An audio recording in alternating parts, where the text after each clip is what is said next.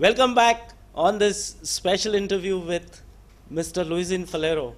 Mr. Faleiro, as we went into the break, you spoke of bringing in a new leadership for the Congress, younger leadership for the Congress. Could you please throw some light on the modus operandi that you would adopt to bring in a more vibrant, a more younger leadership in Goa?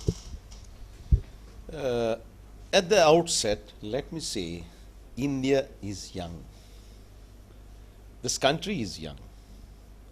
65% of the population of India is below 35 years. This is a great asset this country is having. Having said that, Goa is also the same.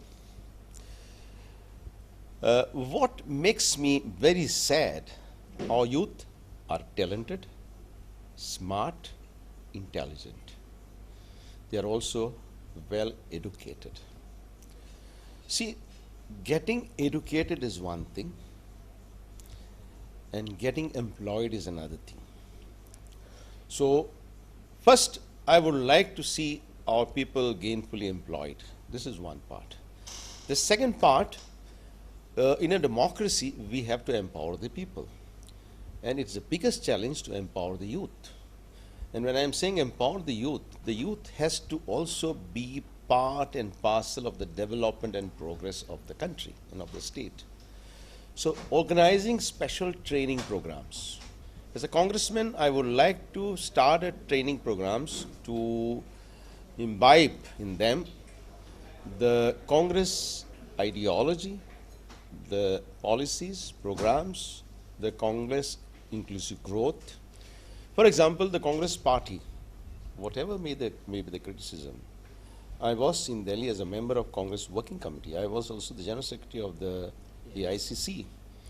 And as the highest policy-making body of this Congress party in the country, the Congress President, Srimati Sonia Gandhi, one thing I have learned, she was very keen to meticulously implement the Congress manifesto as well as the common minimum program of the UPA. And what is our achievement? Today there may be criticism. People have promised a lot of things. But we have brought various flagship programs. Like for example, Congress party is the only party maybe in the world, if you compare. We have brought right to information, right to education, right to employment, right to food security, 16 flagship schemes. These are, of course, enshrined in the Constitution in the directive principles. But today we made them the law, so that every citizen in this country get these rights, which are the fundamental rights, which are also in the directive principles as a matter of right, not as a matter of favor. So we have to create awareness. We have to train our people, young people in this, so that they know what are the rights under the right to information, what are the rights under the right to education, what are the rights under the right of employment, what are the rights, right to food security. So they are the people who have to take it over. That's what I said. When I come back, I am coming with mixed feelings. I was expecting that the new leadership will be there, young, new, dynamic leadership to take it over. No, I didn't expect me to take over. Let me tell you, I wanted to go and retire. And also take up some issues like Green Goa issues, the ecology issues, environment issues. So my stress will be to empower the youth, to create their leadership, give them opportunities, and see that they also take up. Because you see, whatever you say, India is marching ahead. We are progressing. We have got one of the highest growth rates in the world. We are making progress. Our youth are not behind that way. Our youth are also competing nationally and internationally. But it is not happening in Goa. And that has to happen. Mr. Faleiro, taking over as the president of the party in Goa also entails a lot of politics that you will have to play. in politics, there's a lot of strategy that is involved. There's a lot of opportunism that is involved.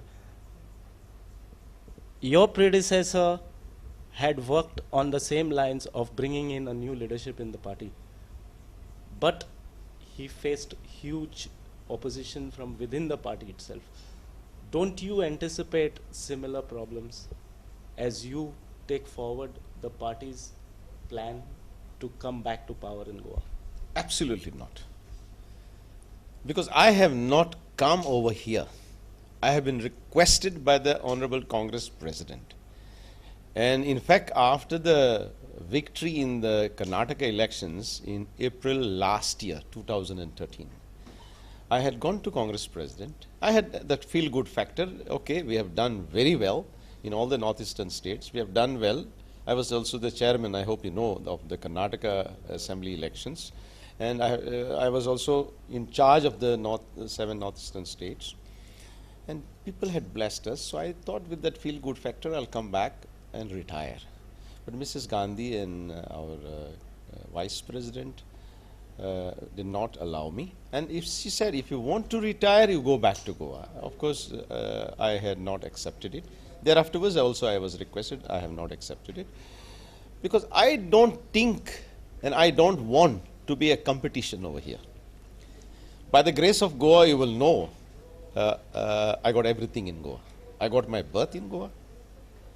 I got everything in Goa, right to the position of the Chief Minister. And in fact, to leave Goa was a very emotional and one of the most painful decisions.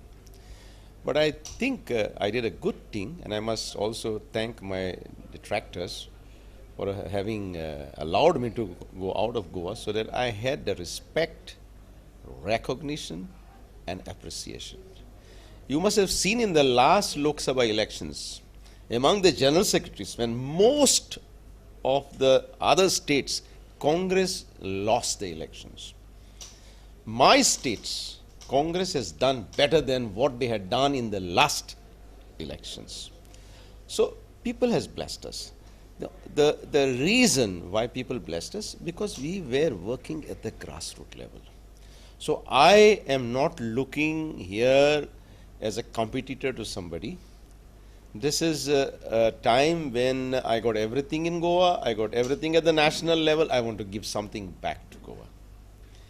And I have said, and I have requested our senior leaders to also go back to the grassroots, as I had said earlier, and try to find out the problems, try to identify the humble worker of the Congress party working at the booth level, recognize, appreciate their position, and it is also duty to protect their honor, self-respect and dignity, because they are the real members of the Congress family. And I think if we go by this, we will be able to achieve without any problems, because whoever thinks that I am a competition, whoever thinks that I have come to this, I have come only to serve the party. And even though it has been extremely a big sacrifice for me to leave Delhi, where I was in charge of 7 states, where I had a victory in 7 states, I feel this sacrifice of coming back is very, very important, and I take it as an opportunity to serve the party and serve the people at the state level. So that's the note on which we go into another short break. Luizinho Faleiro stating in his own words that he is not come here to be a political competitor to anybody, but to serve the party. We'll take a break. Stay with us on In Goa.